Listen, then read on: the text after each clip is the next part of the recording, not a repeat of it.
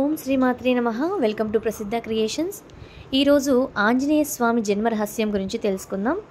ముందుగా మన ఛానల్ ఎవరైనా ఫస్ట్ టైం చూస్తున్నట్టయితే తప్పకుండా సబ్స్క్రైబ్ చేసుకోండి. పక్కనున్న బెల్ ఐకాన్ని క్లిక్ చేయండి. నా ఫర్దర్ నోటిఫికేషన్స్ మీకు వస్తాయి. లైక్, షేర్, కామెంట్ చేయండి. త్రేతాయుగంలో భగవంతుడు విష్ణువు శ్రీరామ అవతారంలో భూమికి వచ్చి ధర్మరక్షణ కోసం పుట్టబోతున్నప్పుడు దానికి ముందుగానే ఆయనకు సేవ చేయటానికి శివుడే వానర రూపంలో అవతరించాలనే నిర్ణయం తీసుకున్నాడు. ఈ శివాంశమే భూమిపై ఆంజనేయ స్వామిగా అవతరించాడు. ఒకప్పుడు కేసరి అనే వానర రాజు హిమాలయాల సమీపంలో నివసించేవాడు. అతని భార్య పేరు అంజన. ఆమె ఒక అప్సరస, గంధర్వలోకానికి చెందినది. ఒకసారి ఆమె స్వర్గంలో చేసిన పాపం వలన శాపం పొంది భూమిపై వానర రూపంలో జన్మించింది. ఆ శాపం తొలగించుకోవటానికి ఆమె పరమశివుణ్ణి భక్తితో తీవ్రమైన తపస్సు చేసింది. అంజనాదేవి హిమాలయాల లోతుల్లో నిరాహారంగా దివ్యమైన తపస్సు చేసింది. ఆమె భక్తిని చూసి పరమశివుడు ప్రసన్నుడై ఆమెకు దర్శనమిచ్చి చెప్పాడు, నీ గర్భంలో నా అంశం అవతరించింది.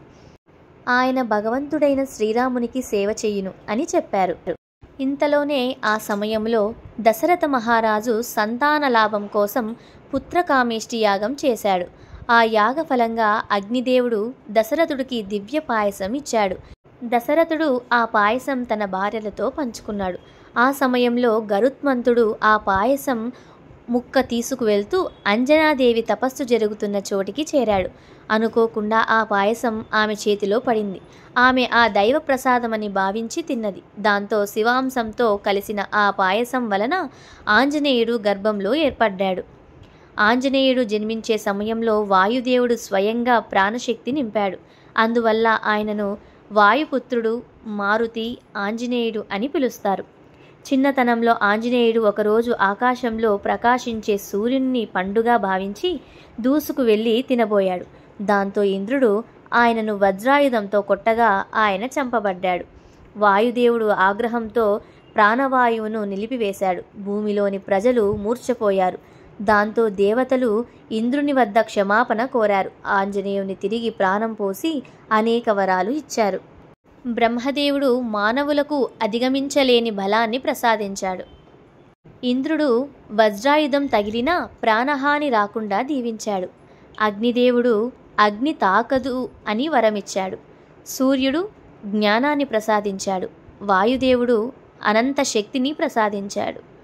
ఆంజనేయుడు అవతరించిన ప్రధాన కారణం శ్రీరాముడికి సదా సేవ చేయడం, ధర్మరక్షణ చేయడం. ఆయనను శివుడి అంశగా, వాయుపుత్రునిగా, భక్తి శ్రేష్ఠుడిగా కీర్తిస్తారు. ఆంజనేయుని జన్మ ఒక దైవ సంకల్పం. విష్ణు అవతారానికి ముందు శివుడు తన అంశాన్ని పంపాడు.